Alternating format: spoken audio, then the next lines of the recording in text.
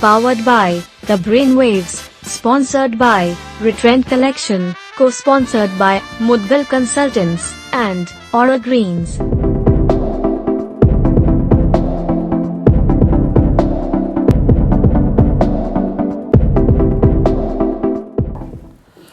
नमस्कार दोस्तों, मुदगल शो में आपका स्वागत है। दोस्तों, जैसा आप जानते हैं, मुदगल शो एक ऐसा शो है जो लोगों के व्यक्तित्व के बारे में आप तक पहुंचाने का कार्य करता है कि वो किस तरीके के व्यक्ति हैं, वो क्या नॉलेज रखते हैं और क्या समाज को दे रहे हैं। तो उसी श्रृंखला को आगे बढ़ाने के लिए आज के जो हमारे गेस्ट हैं वो हैं दीपक राजपूत जी, जो एक IIT रुड़की पास आउट है, पिछले काफ़ी सालों से कोचिंग इंडस्ट्री से जुड़े हुए हैं।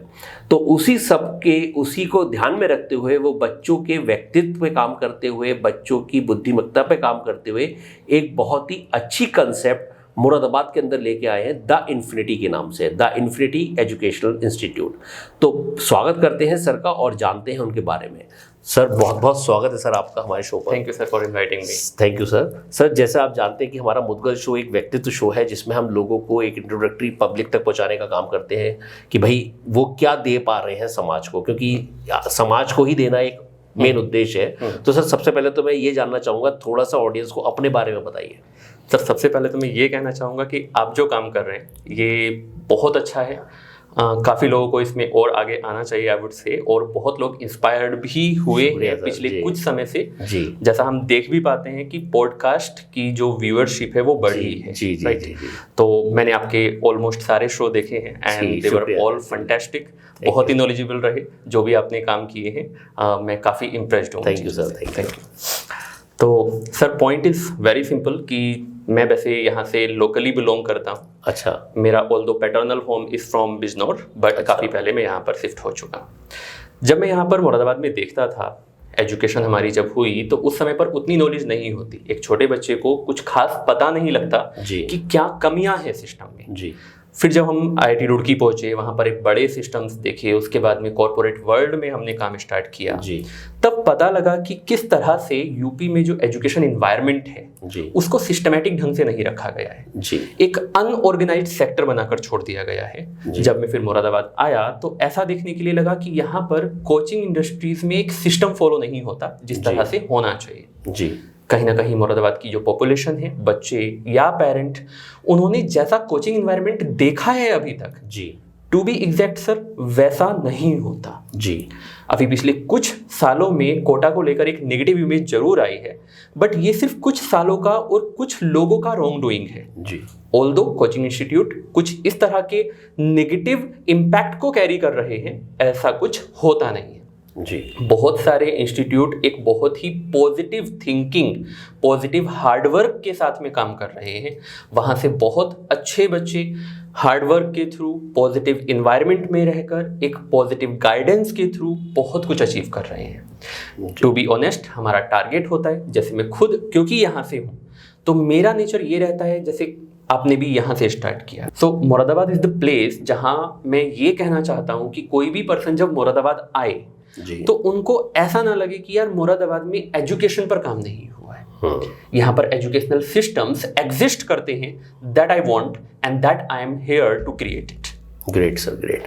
तो सर, जैसे IIT और नीट की आप तैयारी करवाते हैं बच्चों को, तो इसमें तो सर बेसिकली थोड़ा सा ये कंसेप्ट है कि भाई कौन बच्चे इसके अंदर एंट्री कर सकते हैं। जैसे कहीं मैं पढ़ रहा था कि जो परसेंटेज होती है वो बड़ी वेरी करती है कि मान लीजिए अगर 75 क्रॉस और नहीं है तो बच्चा उसमें नहीं पढ़ेगा, कुछ ऐसा सर? बिल्कुल सर, एक बेसिक क्राइटेरिया होता है NTA की तरफ से कि बोर्ड एग्जाम्स में, 12th बोर्ड एग्जाम्स में 75% मिनिमम क्राइटेरिया रखा गया है। अच्छा। जो बच्चे उसको क्वालिफाई करके जाते हैं वही IITs और NITs में एडमिशन्स ले सकते हैं।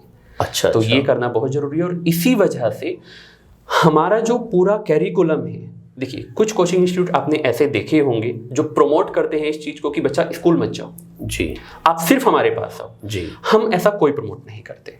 हमारे हिसाब से बोर्ड एग्जाम्स या स्कूल एग्जाम्स इक्वली इंपॉर्टेंट हो जाते हैं बहुत सारे एस्पेक्ट्स की वजह से, जितना कि IIT एंड नीट एग्जाम्स हैं। बिना स्कूल एग्जाम या बोर्ड एग्जाम्स के थ्रू हम IIT या नीट की कोचिंग नहीं कर सकते। इसका एक बड़ा सिंपल सा कंक्लूजन बताता हूँ।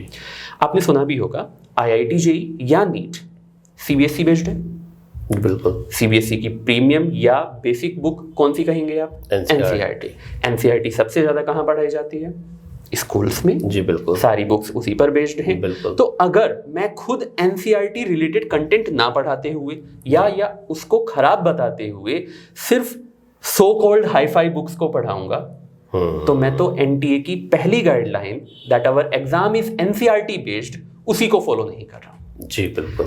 तो मेरी प्रिपरेशन कहीं ना कहीं सिर्फ इस तरीके से बायस्ड हो जाएगी जिसमें बच्चों को फ्रूटफुल रिजल्ट नहीं मिलेंगे। जो बच्चे हार्ड वर्किंग हैं उनकी कहीं ना कहीं वो अचीवमेंट नहीं आएगी जो आनी चाहिए थी। जी जी। तो for me, for my system, board exams, IIT और NEET, they are equally important. Even I say कि ये अलग ही नहीं है, they are all same to us. जी। तो सर जैसे द इन्फिनिटी जो आपका कोचिंग इंस्टीट्यूट है, तो इसका मेन उद्देश्य क्या है सर?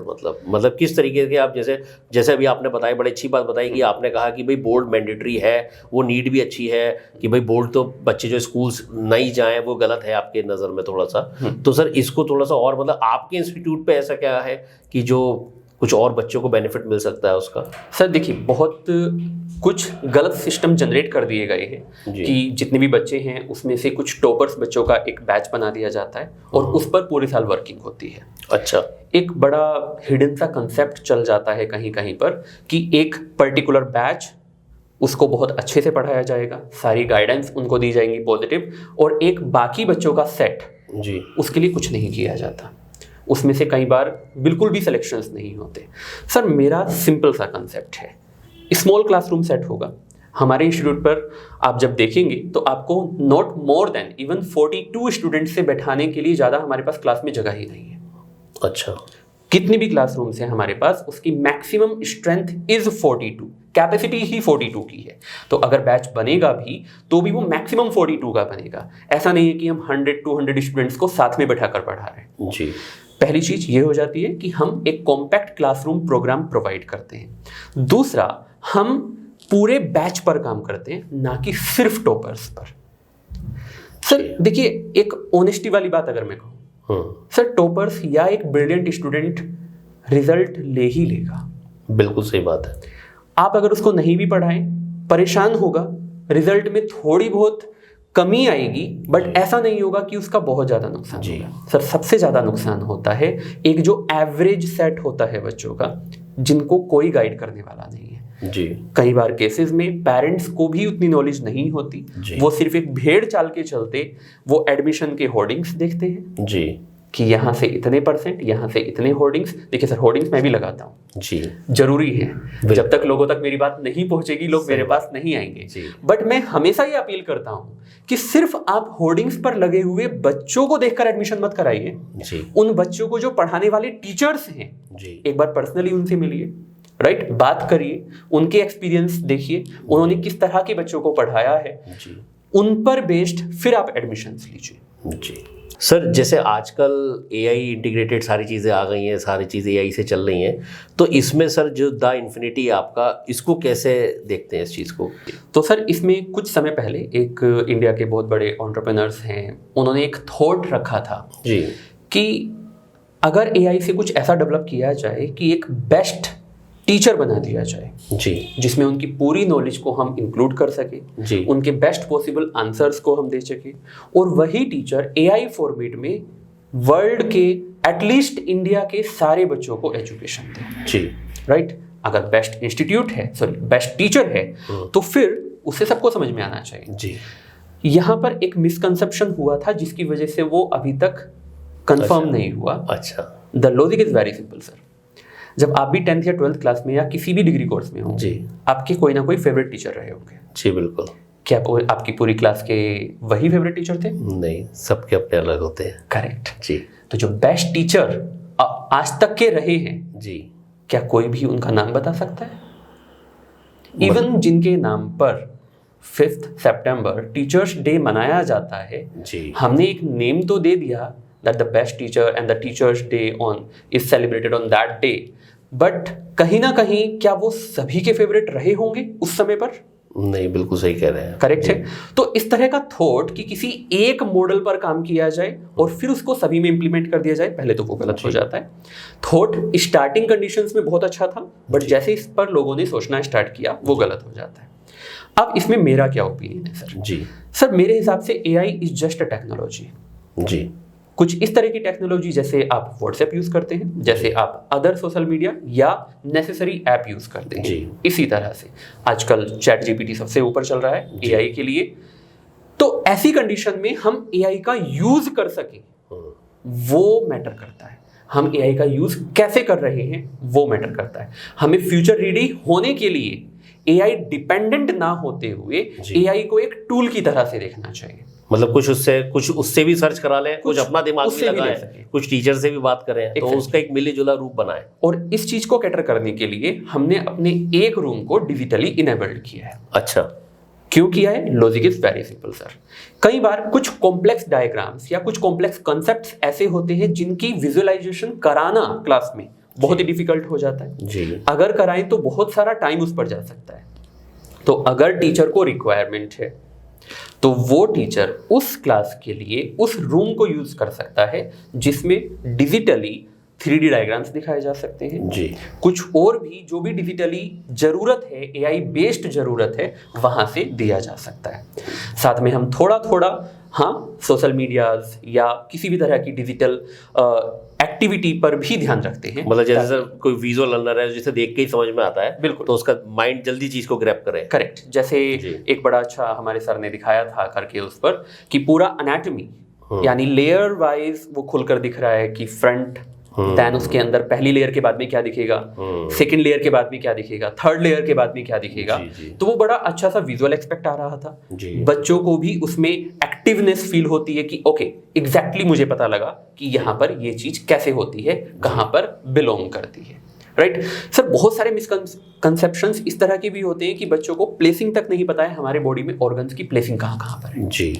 पढ़ लिया लीवर है, किडनी है, बट उनकी प्लेसिंग डायग्राम में देखकर उतनी समझ में नहीं आई जब तक वो एक लाइव डेमो वाली कंडीशन में नहीं जाएंगे जो कि 3D मॉडल से की जा सकती है। जी जी जी। तो that's how we are AI ready for the great sir, great sir. Sir जैसे आईआईटी और नीट बच्चे तैयारी करते हैं, इसमें जाने के लिए अपनी प्रिपरेशंस करते हैं, तो इनको कोई ऐसी इंपॉर्टेंस गाइडेंस कुछ दे सकते हैं कि जैसे वो बच्चे इस चीज़ को जरूर फॉलो करें और जिसको वो लैक करते हो? बिल्कुल सर देखिए, वैसे तो ये चीज टीचर टू टीचर वेरी करता है जी। तो मेरा ओपिनियन बहुत सारे टीचर से अलग हो सकता है। मैं पहले ही डिस्क्लेमर जी जी। तो मैं ये मेरा एक्सपीरियंस बता रहा हूँ जो मैं मेरे बच्चों को गाइड करता हूँ, जो उस एक्सपीरियंस को फॉलो करते हैं उनके रिजल्ट्स कमेंडेबल रहे जी, उसमें कोई कमी नहीं आएगी। सर बहुत ही बेसिक से स्टार्ट करूंगा। पहली चीज होती है हार्ड वर्क जी। सर बिना हार्ड वर्क कोई भी बच्चा किसी भी एग्जाम को क्वालिफाई नहीं कर सकता। इवन जिनको हम बोर्ड एग्जाम्स में कहते हैं कि आजकल तो 90% लेना बड़ा आसान हो गया है, दैट्स नॉट ट्रू सर। उस बच्चे से पूछिए जिसने 90% प्लस अचीव किया है, 95% प्लस अचीव किया है जी। उनके पेरेंट्स से भी वो एग्जाम टाइम पूछिएगा जिसमें वो बच्चा सोया तक नहीं है पूरी रात। तो पहली चीज आ जाती है हार्ड वर्क। इवन मैं एक डायलॉग भी बच्चे को बोलता हूँ, only hard work can beat the talent. Can beat the talent. बिल्कुल सर। देखिए सर, कुछ माइंड्स गॉड गिफ्टेड होते हैं जिनको हम कहीं ना कहीं टैलेंटेड पर्सन कहते हैं जी। बट आपने ऐसे भी बहुत सारे लोग देखे होंगे कि इस पर्सन का माइंड बहुत अच्छा है, टैलेंटेड है, बट फिर भी कुछ नहीं कर पाया जी। बिल्कुल। रीजन बीइंग सर उनमें हार्डवर्क नहीं था। तो जो लोग हार्डवर्क कर रहे थे, माइंड अगर मैं ये कहूं कि उनका थोड़ा बहुत वीक था, फिर भी उन्होंने उनको बीट कर दिया जी। तो without hard work there will be nothing. पहला एस्पेक्ट। अब दूसरा एस्पेक्ट, हार्ड वर्क भी चैनलाइज्ड होना चाहिए जी। इमेजिन सर, कोशिश करते हैं कि यहां से दिल्ली तक की डिस्टेंस नियरली मान लेते हैं 150 किलोमीटर होगी। अगर आप किसी भी डायरेक्शन में जाएं तो आप दिल्ली पहुंच जाएंगे 150 किलोमीटर चले तो? बिल्कुल सही, हमें डायरेक्शनल होना पड़े जी। अगर आप किसी भी तरह से उतना ही एफर्ट कर रहे हैं, अगर एक बच्चा कि सर मैं तो 12-12 घंटे पढ़ रहा हूं, दूसरा बच्चा सिर्फ 6 घंटे पढ़ रहा है, मेरे मार्क्स कम क्यों, उसके मार्क्स ज्यादा क्यों जी। बहुत ही लॉजिकल एक्सप्लेनेशन है, डायरेक्शन। जो बच्चा 12 घंटे पढ़ रहा है वो एक सही डायरेक्शन में नहीं पढ़ रहा है। वो टाइम तो स्पेंड कर रहा है, टाइम तो दे रहा है, घर वालों को पता भी लग रहा है कि वो पढ़ रहा है, लेकिन वो डायरेक्शनल नहीं है, कहीं ना कहीं डिल्यूजेंट है। जी। कई बार सर ऐसे भी केसेस देखने के लिए मिलते हैं कि बच्चा ये कहता है कि सर जो आपने कहा था मैंने तो वही फॉलो किया है, तो मैं तो डायरेक्शन हूं, बट ऐसा भी नहीं होता। कई बार ऐसी सिचुएशंस होती हैं जिसमें बच्चा इस डायल्यूजन में रहता है कि मैं सर को फॉलो कर रहा हूं जी, बट वो एक्चुअली नहीं कर रहा होता, क्योंकि वो एक बेसिक स्टेप फॉलो नहीं कर रहा होता। जैसे हम बच्चों को बताते हैं कि आपने जो आज पढ़ा जी, सबसे पहले जाकर आपको वही रिवाइज करना है, और ये दुनिया का सबसे आसान और सबसे मुश्किल टास्क हो जाता है। अच्छा, आसान कैसे सर?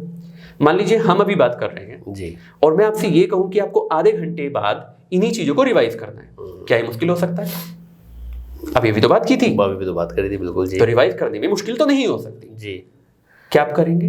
नहीं होंगे, अभी क्योंकि अभी तो बात की थी, मैं क्यों करूं जी? यहीं पर लैकिंग होती है जी। तो ये दुनिया का सबसे मुश्किल और आसान काम होता है। अब जब यही नहीं किया तो उसकी एक जो प्रोसीजर था उसी में ब्रेक आ गया, पहली ही कड़ी टूट गई।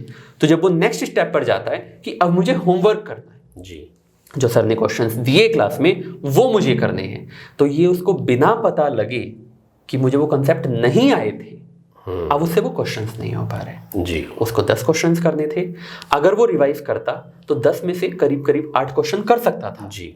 तो क्वेश्चन डाउट हो सकते थे उसके, बट अभी देखने में क्या आएगा, वो 10 क्वेश्चंस में से सिर्फ 3 या 4 क्वेश्चंस कर पा रहा है जी। कंक्लूजन ऑफ द डे मुझे समझ में नहीं आया, जबकि ब्रेक कहाँ हुआ था, उसने आकर रिवाइज नहीं किया था जी। बिकॉज सर सिंपल सी बात है, अगर आपने 1 घंटे का लेक्चर लिया है, जब आप उसको रिवाइज करेंगे आप उस 1 घंटे की सभी बातें याद नहीं रख पाएंगे, चाहे आप नोट्स ही क्यों ना बना रहे। बिल्कुल सही।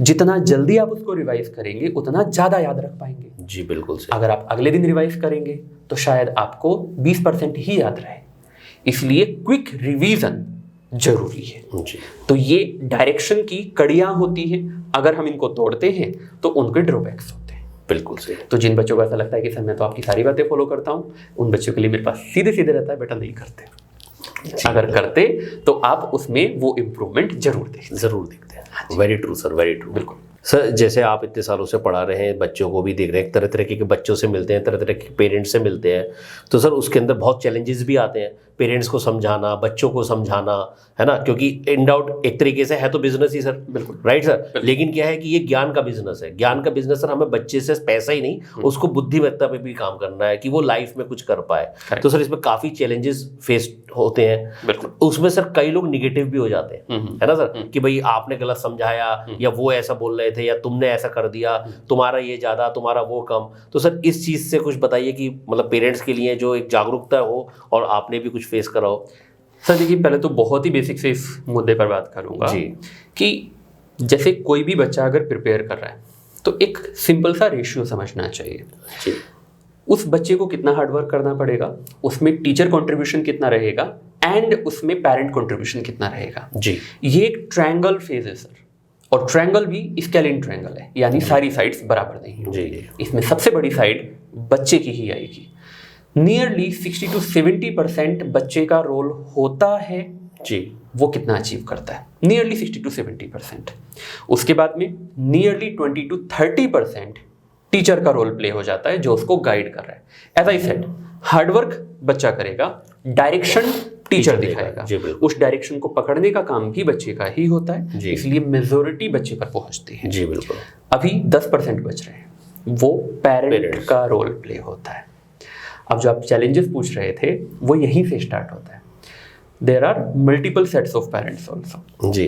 First type of parent, sir हमने तो एडमिशन करा दिया, अब आप देखो, रॉन्ग कमिटमेंट, राइट। सिर्फ आपकी जिम्मेदारी यहीं खत्म नहीं हो जाती, आपका दायित्व तो सिर्फ पैसे देना नहीं है जी। बिल्कुल। एडमिशन कराना दैट मीन्स पैसे देना जी, आपका दायित्व यहाँ नहीं है। बहुत ही सिंपल से स्टेटमेंट से, your child is your biggest asset होता है सर। बिल्कुल। हम सब लोग कहते हैं कि हम अपने बच्चों के लिए कमा रहे हैं। बिल्कुल। तो क्या सिर्फ आप उसकी एजुकेशन खरीद सकते हैं? नहीं। सही। राइट। तो सिर्फ पैसे देने से क्या उस पेरेंट का काम खत्म हो जाएगा? नहीं।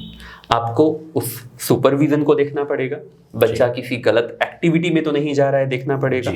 इंस्टीट्यूट से आने के बाद में उसका क्राइटेरिया किस तरह का बना हुआ है, टीचर्स होमवर्क दे रहे हैं कि नहीं दे रहे हैं ये भी आपको देखना चाहिए जी। बच्चा उस होमवर्क को कर रहा है कि नहीं कर रहा है। रोज मत देखिए, बच्चा परेशान हो जाएगा, वीक में एक बार जरूर देख लीजिए, राइट।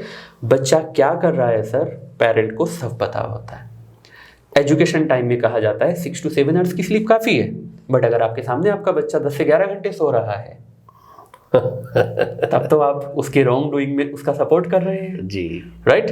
तो इस तरह से पेरेंट्स का रोल भी बहुत ज्यादा इंपॉर्टेंट है। कहने के लिए वो 10% है, बट वो 10% plays a very significant role. मेरा तो सर पेरेंट्स का तो मैंडेटरी हो रहा है। एग्जैक्टली बिना उस, मैंने क्या बताया सर, ये एक ट्रायंगल है जी। अगर एक भी साइड गई तो वो लूप कंप्लीट नहीं होगा जी, वो फिगर कंप्लीट नहीं होगी, राइट। तो वहां पर वो पेरेंट का रोल बहुत ज्यादा है। एक और पेरेंट सेट आता है सर, कुछ पेरेंट को शायद मेरी बातें ये बुरी लग सकती है जो मैं भी कहने वाला हूँ, वो बहुत ज्यादा एक्टिवली इन्वॉल्व हो जाते हैं। अच्छा, बच्चा उसमें कई बार फंसा हुआ सा फील करता है जी। इन्हीं वजहों से आपने कुछ कोटा के केसेस सुने होंगे, सुसाइडल अटेम्प्ट जो बच्चे Kota. I am requesting parents, please don't create negative pressure on the students जी। मैं ये नहीं कह रहा हूँ कि सारा प्रेशर पेरेंट की तरफ से भी होता है, बहुत सारी चीजें होती हैं, बट एक सपोर्ट सिस्टम सिर्फ पेरेंट के पास होता है जी। अगर बच्चे को पेरेंट का सपोर्ट नहीं मिलेगा तो उसको ये लगने लगता है कि अब मुझे किसी से सपोर्ट नहीं मिलेगा। आप वॉच आउट कीजिए, सुपरविजन रखिए, लेकिन इस बात का भी ध्यान रखिए कि बार बार आप उसको ये नहीं कहेंगे या ये नहीं सोचने पर मजबूर करेंगे कि बेटा ये नहीं तो कुछ भी नहीं। ऐसा नहीं होता जी। सर बहुत सारे लोग ऐसे हैं जिन्होंने IIT, NITs या MBBS नहीं किया and they are doing very well in their careers जी। तो सब कुछ ये नहीं है जी, बिल्कुल।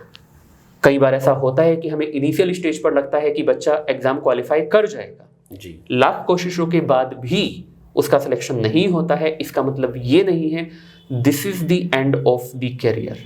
As I said, exam is not a life, it is just a phase. कोशिश करनी चाहिए, एक फाइट करनी चाहिए, बट अगर नहीं हो पा रहा है then that's okay, that's very normal, right. Overcome that pressure and move on. ये हमें स्ट्रैटेजी रखनी चाहिए। बहुत ज्यादा जगहों पर ये हो जाता है कि उसके बेटे ने किया है, मेरा भी बेटा करना चाहिए, कंपैरिजन उसकी बेटी ने किया है, मेरा बेटा नहीं करेगा तो क्या होगा जी। इन सबसे कोई फर्क नहीं पड़ता। आप एक नेगेटिव प्रेशर जनरेट कर देंगे, दैट्स इट, उसमें आपका बच्चा परेशान हो जाएगा। मतलब मेन चीज़ है कंपैरिजन जो पेरेंट्स कर देते हैं, एग्जैक्टली वो ज़्यादा बच्चों को ज़्यादा परेशान करता है। बिल्कुल सर, कंपैरिजन साथ में ओवर रिस्पॉन्सिबिलिटीज जी। और सर कई बार ऐसा भी देखा था, जो पेरेंट्स खुद नहीं कर पाए वो सोचते मेरा बच्चा कर ले। एग्जैक्टली तो वो और प्रेशर बनाते हैं। बिल्कुल होता है कि हमसे नहीं हुआ तो हमारा बच्चा कर जाएगा जी। ऐसा भी हमेशा पॉसिबल नहीं होता जी, बिल्कुल। अगर वो कर पा रहे हैं तो बी पॉजिटिव अबाउट इट। हाँ, आप उसको गाइड कीजिए, आप उसको इंस्पायर कीजिए, प्रेशराइज्ड मत कीजिए। प्रेशराइज्ड करने में मैं बिलीव नहीं करता हूँ जी, बिल्कुल।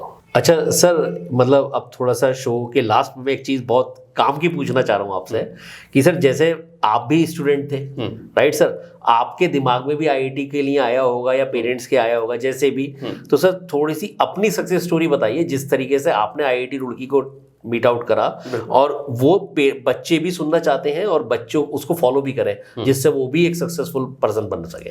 बिल्कुल तो सर बताइए तो थोड़ा। तो सर मैं बहुत पहले से स्टार्ट करना चाहूँगा। मतलब ऐसा कह सकते हैं कि कब से मैंने थोड़ा पढ़ाई को सीरियसली लेना स्टार्ट किया था जी।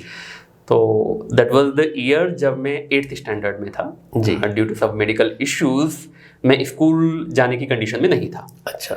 ऑलमोस्ट पूरा साल मैं कुछ ही समय पर स्कूल गया था जी, बट फिर भी स्कूल ने अलाउ किया था बिकॉज मैं ठीक ठाक स्टूडेंट रहा था कि आप फाइनल एनुअल एग्जाम्स दे सकते हैं जी। जैसे तैसे मैंने वो एग्जाम दिए थे जी, और उसका रिजल्ट आज तक की मेरी सबसे बड़ी अचीवमेंट मैं कहता हूँ। अच्छा।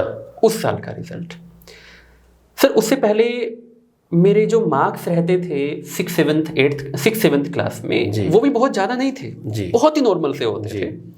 लेकिन जब 8th में उस पूरे साल की स्ट्रगल के बाद ना स्कूल जाना हुआ ना ही कुछ, घर पर थोड़ा बहुत बुक से पढ़ ली, ऐसा भी नहीं था कि होम ट्यूटर था या कुछ भी था, कोई सपोर्ट नहीं थी क्योंकि हेल्थ अलाउ नहीं करती थी, इसलिए फैमिली ने कोई प्रेशर नहीं बनाया था। तो मैं बस खुद से कि टाइम पास करने के लिए बुक्स आ गई थी तब तक, उनको पढ़ लेते थे।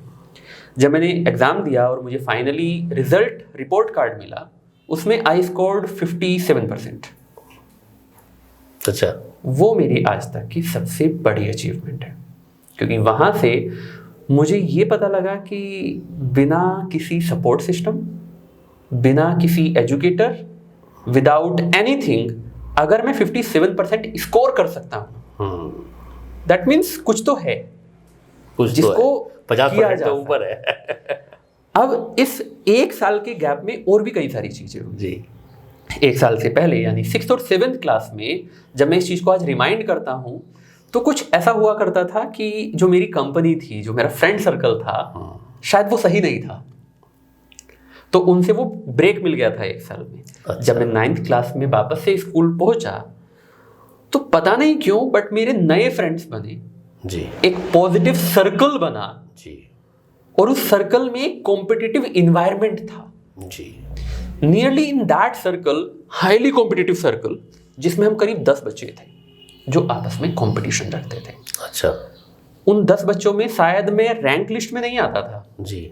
बट मैं उसका किसी तरह से पार्ट बन गया। अच्छा। कि मुझे भी इन 10 स्टूडेंट्स में रहना है। मैंने पढ़ना स्टार्ट किया, तो ऐसा मान सकते हैं कि जब मैं 7th क्लास में था, 7th स्टैंडर्ड में था, तब मैं शायद लास्ट 5 में रहा होऊंगा पूरी क्लास में जी। 9th स्टैंडर्ड में एनुअल एग्जाम्स में मैं उन टॉप 10 में आया। Great sir. Again a motivation. 10th class में मैं टॉप 6 में था, again a motivation. 11th 12th पढ़ा, अब एक होप आ गई थी कि I want to top this school. अच्छा। अचीवमेंट मिल रहे हैं ना जी। तो एक टारगेट जी। कि मुझे स्कूल टॉप करना है। जी। जब 12th का बोर्ड रिजल्ट आया जी। तब मैं 1 मार्क से टॉपर बनने से रह गया था। अच्छा। एंड अगेन मैं कहूँगा अच्छा ही हुआ था। क्यों सर? सर अचीव नहीं हो पाया था ना पूरा। अच्छा। अभी भी रह गया था मन में हाँ। कि यार नहीं मिला अभी, दैट मीन्स अभी और करना है। तो जब मैं 12th में कर रहा था तो एक पेरेंट को चिंता होती है कि व्हाट आफ्टर 12th। मेरे फादर की थोड़ी ऐसी आदत रही है कि वो चिंता फेस पर नहीं लाते जी। तो ये हमें नहीं पता था, हम तो अपना 12th के लिए लगे हुए थे।